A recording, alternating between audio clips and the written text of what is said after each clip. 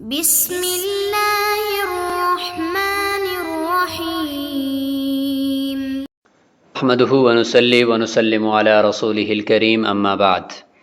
معزز طلبہ کرام، اللہ تعالیٰ سے امید ہے کہ آپ سب خیر و عافیت سے ہوں گے۔ سبق نمبر 37 اور اس سبق میں ہم شروع کر رہے ہیں باب نکاح اہل شرک، یعنی مشرکین کا جو آپس میں نکاح ہے، مشرکہ عورت کا مشرکہ مرد کے ساتھ، تو ویسے تو وہ نکاح کرتے رہیں، شریعت کے احکام کے تو وہ پابند ویسے بھی نہیں ہیں، لیکن ہم ان کا نکاح اس حوالے سے دیکھ سکیں گے کہ اگر وہ اس حالت میں مسلمان ہو جاتے ہیں تو پھر ہم ان کے نکاح کو برقرار رکھیں یا نہ رکھیں، یا انہوں نے بغیر گواہوں کے، بغیر شہادت کے نکاح کیا، یا دوران عدت عورت کسی اور کی عدت گزار رہی تھی اس دوران نکاح کر لیا، تو اب اگر وہ مسلمان ہو جاتے ہیں تو ان نکاح کو برقرار رکھیں یا نہ رکھیں۔ تو اس طریقے سے شریعت اس کے شرعی احکام کو دیکھتی ہے۔ یا یہ ہے کہ وہ مسلمانوں کے قاضی کے پاس اپنا کوئی اسی نکاح کا معاملہ لے کر آ جائیں، تو اس میں قاضی پھر ان کے درمیان شریعت کے مطابق فیصلہ کرے گا، اور پھر ان کے درمیان دیکھے گا کہ اگر وہ نکاح بغیر گواہوں کے ہوا ہے یا کہ دوران عدت ہوا ہے تو پھر اس دوران وہ اس کو شریعت کے مطابق فیصلہ کرے گا۔ تو اس اعتبار سے شریعت مشرکین کے نکاح کا حکم دیکھتی ہے۔ اب نکاح اہل شرک، وَإِذَا تَزَوَّجَ الْكَافِرُ بِغَيْرِ شُهُودٍ أَوْ فِي عِدَّةِ كَافِرٍ وَذَلِكَ فِي دِينِهِمْ جَائِزٌ ثُمَّ أَسْلَمَ قِرَّ عَلَيْهِ، کافر بغیر گواہوں کے نکاح کرے یا کسی دوسرے کافر کی عدت کے اندر عورت تھی تو اس دوران اس نے نکاح کر لیا، وَذَلِكَ فِي دِينِهِمْ جَائِزٌ، اور ایسا کرنا ان کے دین کے اندر جائز بھی تھا، ثُمَّ أَسْلَمَ، پھر میاں بیوی انہوں اسلام لے آئیں۔ امام ابو حنیفہ رحمہ اللہ فرماتے ہیں اقر علیہ، ان کو اسی نکاح کے اوپر برقرار رکھا جائے گا۔ امام ظفر رحمہ اللہ فرماتے ہیں النکاح فاسد فی الوجہین، دونوں صورتوں کے اندر نکاح فاسد ہو جائے گا، یعنی غیر گواہوں کے نکاح کرنے کی صورت میں، دوران عدت نکاح کرنے کی صورت میں، جب انہوں نے اسلام قبول کر لیا تو ان کا یہ نکاح فاسد ہے، دوبارہ یہ نکاح کرنا پڑے گا۔ الا انه لا يتعرض لهم قبل الاسلام والمرافعه الى الحكام، لیکن امام ظفر رحمہ اللہ فرماتے ہیں کہ ان کے ساتھ چھیڑ چھاڑ نہیں کی جائے گی اسلام قبول کرنے سے پہلے، اور حکام یعنی مسلمان حاکم اور قاضی کی طرف اپنا کیس لے کر جانے سے پہلے اگر یہ دو کام میں سے کوئی ایک کام کر لیں گے تو پھر ہم ان کے ساتھ چھیڑ چھاڑ کریں گے، پھر شریعت کے مطابق فیصلہ کریں گے اور پھر ان کو اس کے اوپر برقرار نہیں رکھیں گے۔ امام ابو یوسف اور امام محمد رحمہ اللہ کا قول فرماتے ہیں کہ فی الوجہ الاول، پہلی صورت میں بغیر گواہوں کے نکاح کرنے والی صورت میں وہ اسی طرح کا قول اختیار کرتے ہیں کما قال ابو حنیفہ رحمہ اللہ، اس طرح کا قول امام ابو حنیفہ رحمہ اللہ کا ہے کہ اسلام لانے کے بعد ان کو اسی نکاح پر برقرار رکھا جائے گا سیبین کے نزدیک۔ اور فی الوجہ الثانی، اور یہ دوسری صورت میں یعنی دوران عدت نکاح کرنے کی صورت میں وہ صاحبین کا قول اسی طرح کا ہے کما قال ظفر رحمہ اللہ، جس طرح امام ظفر رحمہ اللہ کا قول ہے کہ اس صورت میں ان کا نکاح فاسد ہو جائے گا۔ تو گویا امام ابو حنیفہ رحمہ اللہ کے نزدیک دونوں صورتوں میں نکاح برقرار رکھا جائے گا، اور امام ظفر رحمہ اللہ کے نزدیک دونوں صورتوں میں نکاح فاسد ہو جائے گا، اور صاحبین کے نزدیک پہلی صورت میں نکاح وہی برقرار رہے گا، اور دوسری صورت میں وہ نکاح فاسد ہے، اس کو ختم کرنا پڑے گا۔ لہو، امام ظفر رحمہ اللہ کی دلیل ان الخطابات عامۃ علی ما مر من قبل میں ہم نے ذکر کر دیا کہ خطاب جو ہے جو شریعت کی طرف سے ہے وہ سب کے لیے ہے، اللہ کے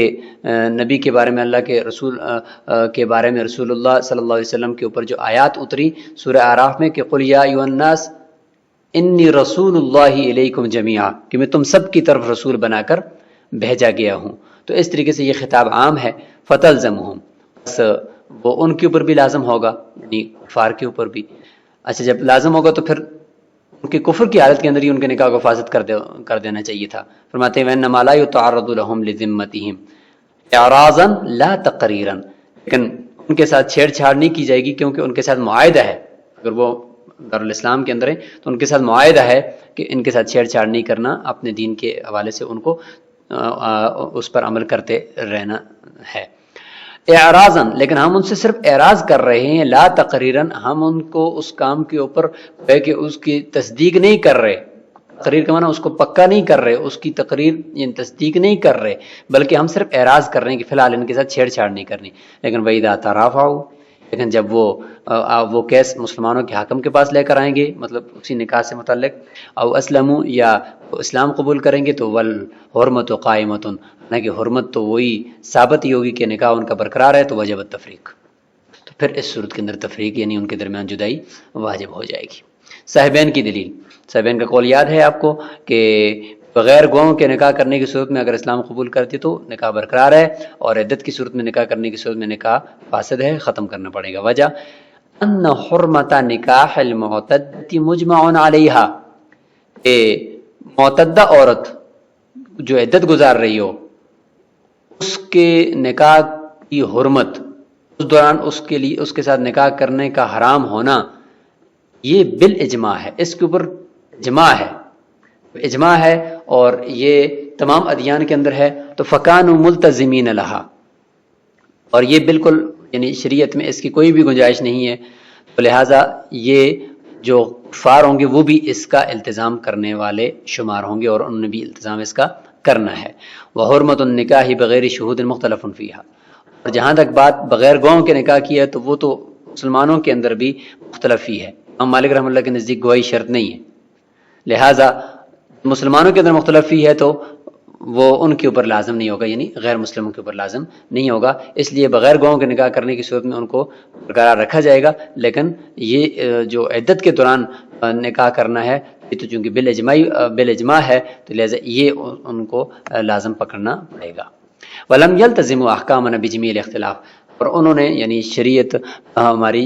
کے جتنے بھی احکام ہیں، کفار نے ان کو تمام ہی اختلافات کے ساتھ اس کا التزام تو نہیں کرنا، لہذا جو مسئلہ ہمارے ہاں مختلف ہی ہوگا ائمہ کے نزدیک تو وہ ان کے اوپر لازم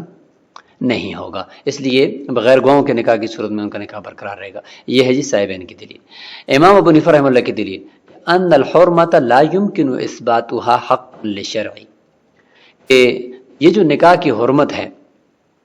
اس صورت میں، عدت والی صورت میں مثال کے طور پر کہ ایک عورت عدت گزار رہی ہے، اس دوران اس کے ساتھ نکاح کا حرام ہونا، یہ جو حرام ہونا ہے تو فرماتے ہیں کہ یہ گویا کہ عدت کی وجہ سے ہے، اور عدت کیوں؟ اس لیے کہ گویا کہ وہ عورت من وجہ کسی اور کی منکوح ہے، کیونکہ عدت کے دوران ابھی تک من کل وجہ نکاح نہیں ٹوٹا، نفقہ ابھی لازم ہے، گھر سے نکلنے کے اوپر پابندی ہے، نسب ثابت ہوتا ہے، تو اس لیے گویا کہ من وجہ وہ ابھی تک منکوحہ ہے، ٹھیک ہے۔ اب یہ جو عدت کا ثبوت ہے، جو عورت عدت گزار رہی ہے تو اس کا ثبوت اور اس کی لاج رکھنا اور اس کے اندر نکاح کا حرام ہونا، اس کا ثابت کرنا دو ہی وجہ سے ہو سکتا ہے۔ نمبر ایک، شریعت کے حق کی وجہ سے کہ بھئی شریعت میں یہ چیز جائز نہیں ہے تو اس کو دیکھتے ہوئے آپ یہ نہیں کر سکتے، اور نمبر دو، شوہر جو پہلے والا شوہر ہے، کہیں اس کی چونکہ یہ من وجہ اس کی ابھی تک بیوی ہے تو اس کے حق کی وجہ سے، تو یہ دو وجہ ہوتی ہیں کہ عدت کے دوران نکاح نہ کریں، حرام ہے۔ فرماتے ہیں ان دونوں وجہوں کو اگر ہم یہاں دیکھیں تو اس کفار کے اوپر وہ نہیں بیٹھتی۔ وجہ اس لیے کہ لا يمكن اثباتها حقا للشرع، شریعت کے حق کے طور پر بھی نکاح کی حرمت کو عدت کے دوران اس کی حرمت کو ثابت کرنا ممکن نہیں ہے۔ وجہ لأنهم لا يخاطبون بحقوقه، شریعت کے سارے حقوق کے کفار مخاطب تو نہیں ہیں، لہذا یہ بھی ایک شریعت کا حق ہے کہ عدت کے دوران نکاح حرام ہونا چاہیے، تو یہ ان کے لیے نہیں ہوگا۔ اور ولا وجہ الى ایجاب العدت حقا للزوج، اور شوہر کے حق کی وجہ سے بھی عدت کو واجب کرنے کی کوئی صورت نہیں ہے۔ عدت کا ثبوت شوہر کے حق کی وجہ سے بھی ہوتا ہے نا کہ پچھلے شوہر کیا کہیں حمل اس میں نہ ہو، تو لہذا عدت کے دوران نکاح نہ کرو۔ کیوں؟ لأنه لا يعتقده، کیونکہ وہ تو عدت کا اعتقاد ہی نہیں رکھتا، اس کے ہاں عدت کا عقیدہ ہی نہیں ہے، تو جب وہ مانتا ہی نہیں ہے تو پھر ہم عدت کو ثابت کیوں کریں؟ اس لیے اگرچہ ان کے ہاں دین میں عدت کے دوران نکاح کرنا جائز تھا، ہم بھی ان کو اسی طریقے سے برقرار رکھیں گے، کیونکہ ان دو ہی وجہوں سے ہم حرام کر سکتے تھے اور یہ دو وجہیں ان کے لیے ہیں ہی نہیں۔ جب نہیں ہے تو لہٰذا جب اسلام قبول کریں گے تو گویا کہ ان کے ہاں یہ کام جو پہلے ہو چکا تھا وہ درست تھا، اب ہم نے اسی کے اوپر ان کو برقرار رکھنا ہے۔ بخلاف ما اذا كانت تحت مسلم، بخلاف اس صورت کے کہ جب یہ عورت کسی مسلمان کی تحت ہو اور اس سے طلاق ہوئی ہو اس کو اور عدت گزار رہی ہو۔ تو پیچھے متن میں کہا تھا نا کہ فی عدتی کافرن، کافر کی عدت میں ہو، کیونکہ وہ اس کا عقیدہ نہیں رکھتا، تو تب یہ صورت تھی کہ یہ نکاح درست ہونا چاہیے بعد میں یا نہیں ہونا چاہیے۔ تو اگر مسلمان کے ہے تو مسلمان تو عدت کا عقیدہ رکھتا ہے، لہذا مسلمان کے حق میں پھر اس عورت کے ساتھ دوران عدت اگر کسی نے نکاح کیا بھی ہے تو اس کو پھر اگر وہ کفر کی حالت میں ہے وہ عورت، اس طرح ہو سکتا ہے کہ طلاق کے وقت تو عورت مسلمان ہو اور بعد میں وہ مشرکہ بن گئی ہو عدت کے دوران، عدت کے دوران وہ مشرکہ ہو اور اس سے کسی مشرک نے شادی کر لی، تو اب یہ عورت تو مسلمان کی عدت میں ہے اور خود مشرکہ ہے، تو اس کے ساتھ نکاح تو اس نے کر دیا۔ اب اگر وہ بعد میں وہ میاں بیوی دونوں مسلمان ہو جاتے ہیں تو اس نکاح کو برقرار ہم امام ابو حنیفہ رحمۃ اللہ کے نزدیک بھی نہیں رکھیں گے، کیونکہ یہ جو عدت کے دوران کیا ہے تو یہ اس شوہر کے حق کی وجہ سے عدت کے دوران کرنا یہاں پہ درست نہیں ہے، اگرچہ شریعت کے حق کی وجہ سے نہیں تھا، کیونکہ شریعت کی مخاطب وہ مشرکہ عورت نہیں تھی اور نہ ہی یہ شادی کرنے والا شخص تھا، لیکن مسلمان کی بیوی تھی اور اس کی عدت گزار رہی تھی نا طلاق کی، تو اس صورت کے اندر تو بہرحال ہم وہ ان کے اس نکاح کو ختم کریں گے۔ لأنه يعتقد، کیونکہ مسلمان تو عدت کا عقیدہ رکھتا ہے، تو اس سے پتہ چلا کہ اگر کافر کی عدت کے اندر ہے اس نے نکاح کیا ہے تو وہ اس کا عقیدہ ہی نہیں رکھتے اور شریعت کی وہ مخاطب بھی نہیں ہے۔ جب نہیں ہے تو خلاصہ یہ نکلا کہ اسلام کے بعد ان کے اس نکاح کو برقرار رکھا جائے گا، اور مفتہ بھی قول بھی امام ابو حنیفہ رحمہ اللہ کے۔ وَإِذَا صَحَّ النِّكَاحُ، جب نکاح درست ہو گیا، فحالۃ المرافعۃ والاسلام حالۃ البقاء، پہلے کیا ہوا نکاح درست ہو گیا اور اس کے بعد پھر اسلام قبول کیا، یا اس کے بعد وہ قاضی کے پاس، مسلمانوں کے قاضی کے پاس کیس لے کر جا رہے ہیں، تو فرماتے ہیں کہ مرافعہ یعنی قاضی کے پاس اپنا کیس لے کر جانے کی حالت اور اسلام قبول کرنے کی حالت، یہ تو نکاح کی بقا کی حالت ہے، ابتدا تو نہیں ہے بلکہ بقا کی حالت ہے۔ اور والشہادۃ لیست شرطا فیہا، اور گواہی جو ہوتی ہے وہ حالت بقا کے اندر شرط تو نہیں ہے، جیسے کہ نکاح کے گواہ جو موجود ہوتے ہیں کسی شخص کے، تو اس کا نکاح تو کئی عرصہ تک جب تک وہ زندہ ہے باقی رہتا ہے، لیکن اس کے گواہ مر چکے ہوتے ہیں، تو یہ تو نہیں ہے کہ بھئی حالت بقا کے اندر بھی گواہوں کا موجود ہونا دنیا میں ضروری ہے، بلکہ گواہ مرے ہوتے ہیں، نکاح پھر بھی ہوتا ہے، تو معلوم یہ ہوا کہ حالت بقا میں گواہی شرط نہیں ہے، ٹھیک ہے۔ تو اسلام جب انہوں نے قبول کیا تو وہ حالت بقا میں کیا ہے، اس وقت تو گواہی شرط نہیں ہے، ایسا پہلے جو ہو گیا اس وقت وہ مخاطب ہی نہیں تھے، اور اب اسلام قبول کرنے کے بعد جو حالت بقا کے اندر اسلام قبول کیا تو اس کے اندر تو گواہی شرط ہی نہیں ہے، لہذا اسلام کے بعد ان کے نکاح کو پرانے والے کو برقرار رکھا جائے گا۔ وَكَذَا الْعِدَّةُ لَا تُنَافِيهَا، اسی طریقے سے عدت بھی وہ منافی نہیں ہے حالت بقا کے، اس کی دلیل ہے ہمارے پاس، کل منکوحۃ اذا وطئت بشبہہ، جیسے کہ منکوحہ عورت ہے اس کے ساتھ وطی بشبہ ہوئی ہے، مثلا اس کا شوہر گم ہو گیا یا کسی نے کہا کہ بھئی مر گیا ہے، کوئی پتہ نہیں ہے، لاپتہ ہے، تو اس نے نکاح کر لیا کسی کے ساتھ اور اس نے اس کے ساتھ وطی کر لی، ہم بستری کر لی، بعد یعنی جب مستری کی تو اس کا جو پرانا شوہر ہے اس کا پتہ چلا کہ بھئی وہ تو زندہ ہے، جب زندہ ہے تو اس کا پرانا نکاح اس عورت کا دیکھیں اس شوہر کے ساتھ، پرانے شوہر کے ساتھ باقی ہے، نکاح باقی ہے، لیکن ابھی نئے شوہر کی ساتھ ہم بستری یعنی جو اس نے اس کے ساتھ کی ہے، اس کی وجہ سے یہ عدت گزارے گی۔ اب دیکھیں پرانا نکاح بھی باقی ہے اور نکاح کی بقا کی حالت کے اندر یہ عورت عدت بھی گزار رہی ہے، تو دیکھیں حالت بقا کے اندر عدت اس کی کوئی منافع نہیں ہو سکتا ہے، جب ہو سکتا ہے تو یہاں پر بھی انہوں نے عدت کے دوران نکاح کیا ہے، ٹھیک ہے، یعنی دوران عدت نکاح کیا، اس وقت وہ مخاطب ہی نہیں تھے اس کے، اور اب ان کا نکاح باقی ہے لیکن ساتھ ساتھ وہ عورت مثلا اسلام قبول کرنے کے بعد بھی وہ عدت میں ہے، یعنی پہلے شوہر کی ابھی تک عدت میں ہے اور ساتھ ساتھ ان کا یہ دوسرا نکاح بھی ہوا ہے، جب ہوا ہے تو لہٰذا حالت بقا ہے اور حالت بقا میں ساتھ ساتھ عدت بھی ہے اور ادھر سے نکاح بھی ہے، کوئی مسئلہ نہیں ہے، نکاح بھی برقرار رہے گا، ساتھ ساتھ عدت بھی گزارے گی پہلی، تو لہٰذا پتہ چلا کہ حالت بقا کے لیے عدت بھی منافی نہیں ہے اور نہ ہی نکاح کی بقا کے لیے شہادت شرط ہے۔ تو یہاں تک یہ بات مکمل ہو چکی. تو چونکہ یہ تفصیلی